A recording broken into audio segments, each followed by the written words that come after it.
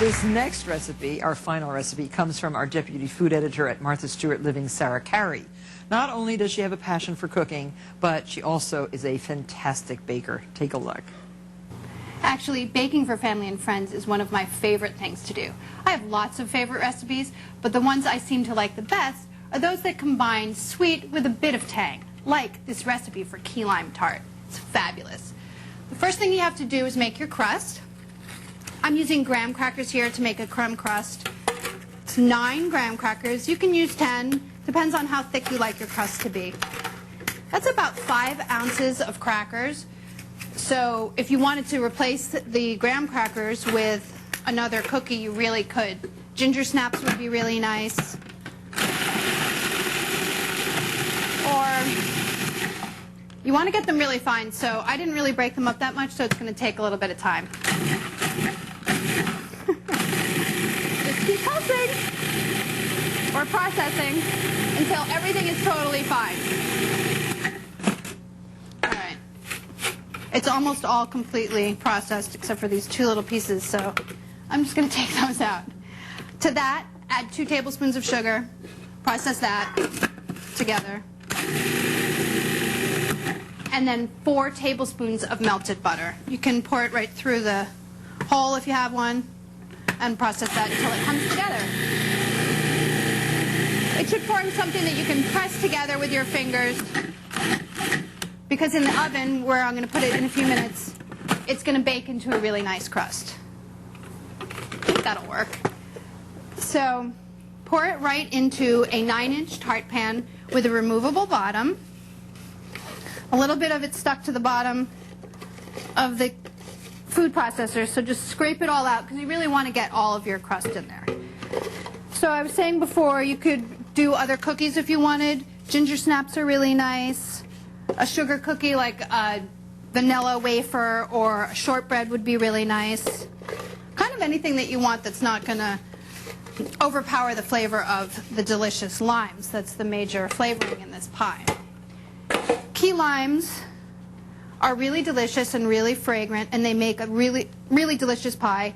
And you can buy key lime juice bottled if you want to, but we prefer to use the fresh lime juice for this. But say you can't find the lime juice in the bottle, you can't find fresh limes, you could probably make this tart with lemon juice, or a combination of lemon and lime is really nice. You just want something really tangy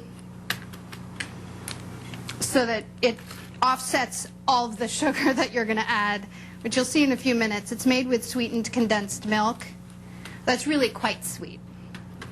So I'm using the bottom of a 1-cup measure to press my pie crust into and up the sides of the tart pan so that it's all nice and even. You don't have to do that, but I mean, I am getting something dirty that I'm not using right now to measure anything, so maybe that's bad, but it's nice. It gets it nice and even. So once it's all into your pan, evenly in, you just transfer this to a 350-degree oven on a baking sheet. It just makes it easier to carry around because it has a removable bottom. And bake it just until it's set. That should take about 10 minutes. This one is already baked, and you can see it's nice and set. Well, you might not be able to see, but it is nice and set. And I'm just going to let that cool while I make my filling. This is the sweetened condensed milk that I was talking about.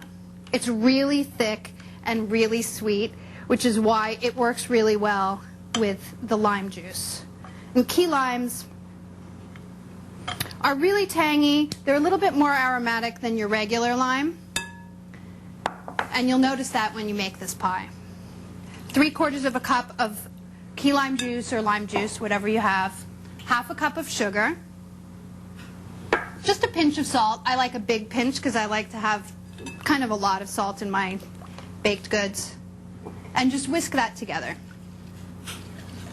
Once that's all whisked, then I'm going to add 4 egg yolks. Those are large eggs. And that's what's going to hold this together and make it set when it's in the oven. You're basically making a custard, just like ice cream, I guess if you were making ice cream or creme brulee or flan or anything like that. Pour it right into your cooled and baked shell. So this is on the baking sheet still, which makes it easy to transport back to the oven. And it fills right up to the top. So once it's full, you want to bake this in a 350-degree oven just until it's set. It should still shiver a little tiny bit in the center. That'll take about 20 or 25 minutes. And to garnish it, just something a little bit special, I have some lime zest here that I blanched in boiling water 2 times for about a minute. That just takes some of the bitterness away. And then I'm going to cook that in a syrup, a sugar syrup that's made with 1½ cups of sugar and a cup of water. And you want to do that for about 5 minutes. That'll get nice and translucent, and once it's done, you can spread it out on a cooling rack. Once it's drained a little bit, then you just toss it with a little bit of sugar, and this is what you get. It's beautiful, and it's just a nice little touch. You certainly don't have to do it. Once it's cooked for 20 minutes, you have this, which is beautiful, sort of golden tart. It's not green like you might think because it was lime, but it's really delicious. I think some people probably put food coloring in their lime tarts if they do come out green. And you can cut it however you want. It's really rich, so you're probably going to want to cut it kind of small, though because it's so tangy, people probably think that it's not as rich as it really is, and they'll probably go back for seconds because it's so delicious. But I like a tiny little piece, and then I'll go back for seconds. Doesn't this look great? Nice dollop of whipped cream. You should definitely give it a try. I think you'll like it as much as I do. Well, that is a sweet ending for a weeknight dinner. Thanks, Sarah. We'll be right back.